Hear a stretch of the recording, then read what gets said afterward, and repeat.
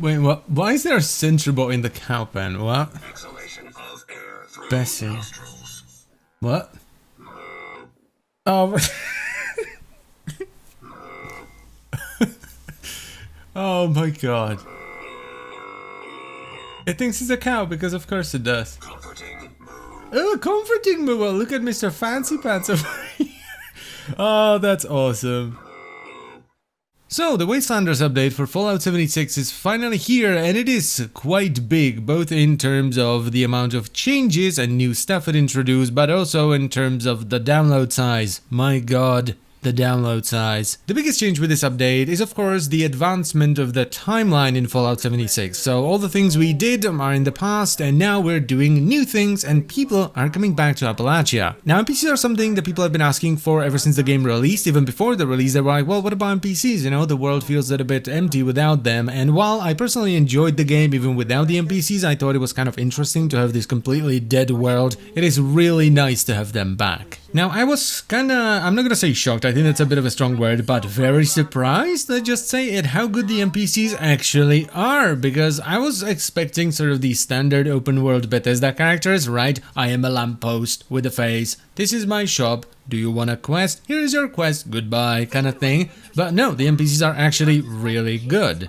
The ones you can have conversations with are at least on the level of Piper from Fallout 4. Do you remember Piper, the one NPC that stood out like a sore thumb amongst the other NPCs because of how much more animated and human-like she seemed like? Well, that's all the NPCs you can talk with, and most of them are actually better than Piper even. And it's not just the way they move around and the way they act, the writing is actually pretty damn solid, and they talk like normal people. It actually sounds like you're talking to a person when you're talking to one of the NPCs. I'm also super happy that they brought back the full dialogue system from the previous games instead of the one they used in Fallout 4, which I felt was pretty lackluster, and I was pretty surprised at how many skill checks there are and how important they can actually be, because some NPCs will straight up not talk to you or will not tell you what you need to know if you can't pass any of the skill checks. Now, another really big change that ties into all of these new characters is a brand new storyline that you will play through, because it's no longer about the Scorched Plague. We dealt with that. We have the inoculation.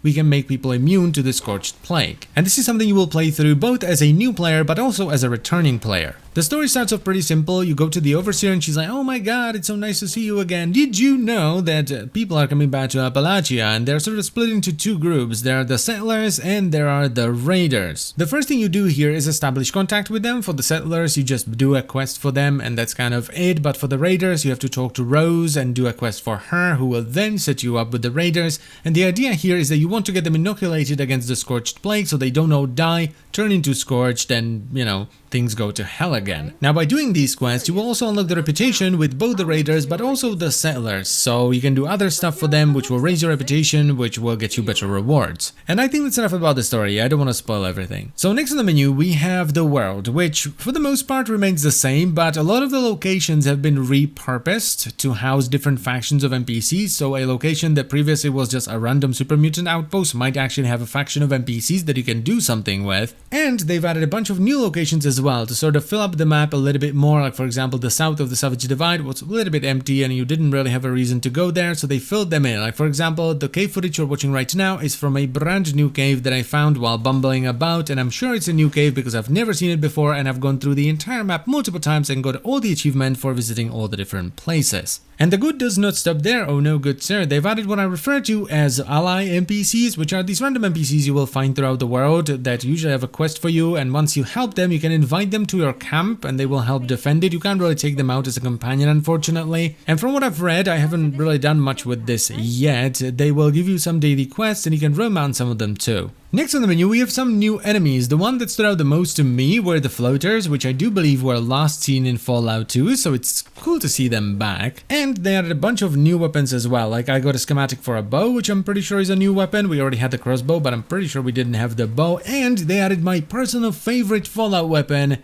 the plasma caster. So yeah, we finally have a plasma caster in a Bethesda Fallout. I haven't found it yet, unfortunately. I've been trying to get it, and you can apparently get a plan and craft it yourself, but yeah, no luck for me so far. Now, another thing I want to talk about is performance and bug fixes, because I haven't played the game in a couple of months because I was waiting for Wastelanders and I was kind of done with everything else. I did all the quests, did the silo multiple times, did the queen multiple times, and all that kind of stuff.